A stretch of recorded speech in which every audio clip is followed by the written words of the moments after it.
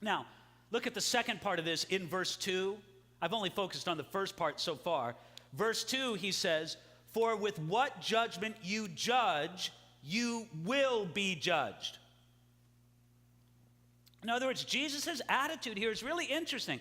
It's as if he says this: look, you can go ahead and judge other people, just make sure your judgment is not hypocritical. Don't judge somebody by a standard that you don't apply to yourself. And again, let me be very straight with you. Sometimes Christians are terrible at this. We may speak about the sexual sin of one group of people. And I'll just say it, because there's no reason for beating around. Let's say that Christians speak out against those who carry out homosexual practices. Oh, that's bad.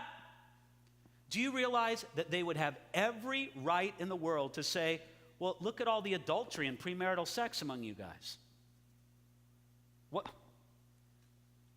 Why are you judging us by a standard that you don't judge yourself by? And that just comes down to it, isn't it? We shouldn't judge anybody by a standard that we don't judge ourselves by. Look at what Jesus says there in verse 2. With the measure you use, it will be measured back to you. Friends, this is challenging, because sometimes I want to use a little tiny teaspoon of measure to give you respect and love. But then what do I want from God? I want the dump truck full of love and grace from God. And God says, no, you use the teaspoon with other people, I may just use the teaspoon with you.